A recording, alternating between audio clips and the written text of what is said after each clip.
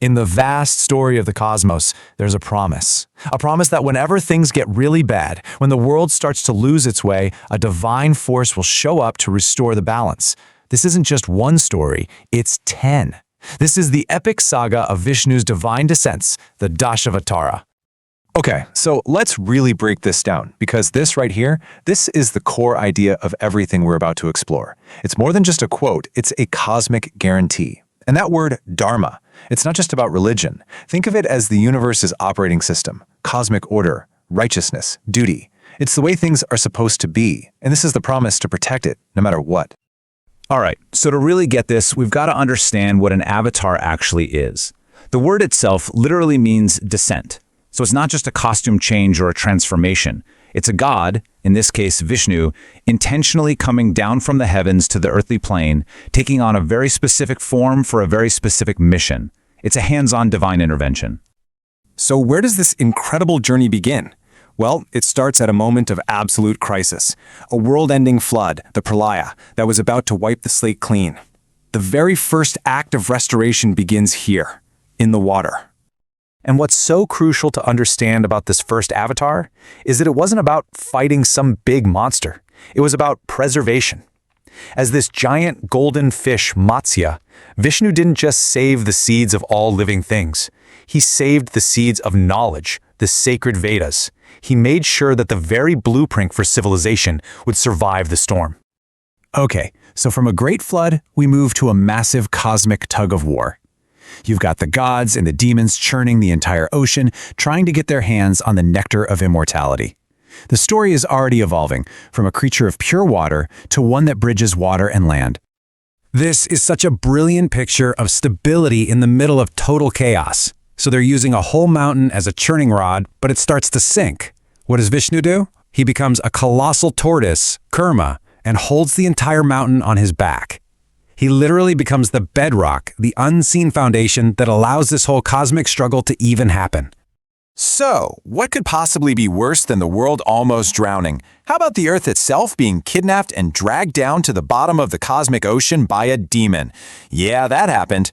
The mission now is a full-on rescue operation. I mean, just picture this for a second. It's such a powerful primal image. Vishnu becomes this gigantic boar, Varaha, dives into the dark abyss, takes on the demon, and then physically lifts the entire world up on his tusks, bringing it back where it belongs. Talk about a rescue mission. Vishnu's next mission is a little different. It's personal. He has to protect a young boy, a great devotee, from his own father, a tyrant king who, through a boon, has made himself practically invincible.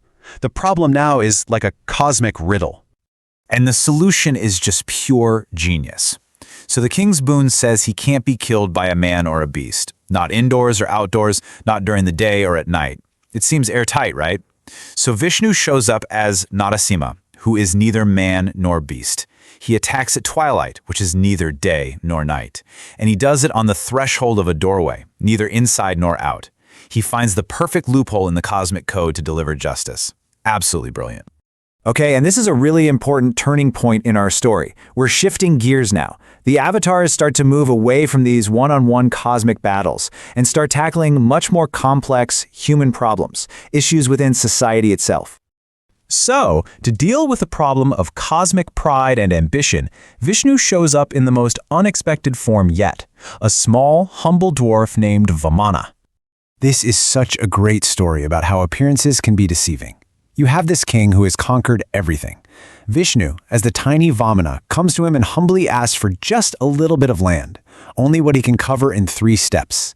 The king, probably thinking it's a joke, agrees. And then, bam, Vamana expands to his colossal cosmic form and covers the entire universe in just 2 steps, restoring balance not with force, but with divine cleverness. All right, now the focus on fixing society gets even more intense. We come to a time when the warrior class, the very people meant to protect everyone, have become corrupt and tyrannical. If Vamana was about ingenuity, Parshurama is all about righteous fury. He's a sage with a giant axe. This avatar represents a much more direct, almost surgical intervention. When the protectors became the predators, he stepped in to, well, clean house and reset the balance of power. Next up, we meet one of the most revered avatars of all. This one doesn't just come to fix a problem and leave. He comes to live a life that becomes the very definition of Dharma. What makes Lord Rama so important is that his entire life story, the Ramayana, is essentially a user's manual for how to live right. He is the ideal son, the ideal husband, the ideal king. Through everything he endures, he shows what it means to live with honor, duty, and compassion. He doesn't just restore Dharma, he embodies it. So, from the ideal man, we move to the 8th avatar, a figure who is just incredibly complex, charming, and filled with a wisdom that is both playful and profound. Krishna's duality is just amazing. On the one hand, he's the mischievous Mockinshore, the butter thief, who is a symbol of divine playfulness, love, and joy. But then, on the other hand, he's Yogeshwar, the supreme guide on the battlefield of Kurukshetra, delivering the Bhagavad Gita, some of the most profound spiritual wisdom ever known. He shows that the divine can be both deeply personal and cosmically grand. After the epic war of the Mahabharata, you might expect the next intervention to be even bigger. But instead, the story takes a fascinating turn, inward.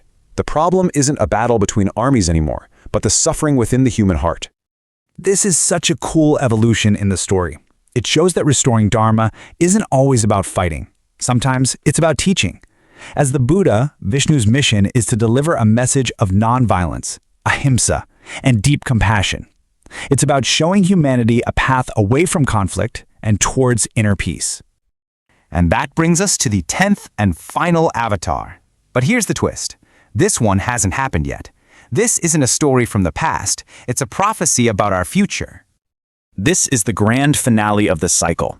The prophecy says that when our current era, the Kali Yuga, hits rock bottom, when injustice and darkness are everywhere, Vishnu will descend one last time. He'll come as Kalki, a warrior on a white horse, to wipe the slate clean, end the darkness, and launch a new golden age of truth, the Satya Yuga. So when you look at it all together, from a fish in a cosmic flood to a warrior we're still waiting for, you see that the forms change, the eras change, the challenges change. But that central promise to protect righteousness is eternal. The Dashavatara isn't just a collection of ancient myths. It's a living, breathing cycle that leaves us with one really important question to ask ourselves. In our world, right here and right now, what does it mean to uphold Dharma?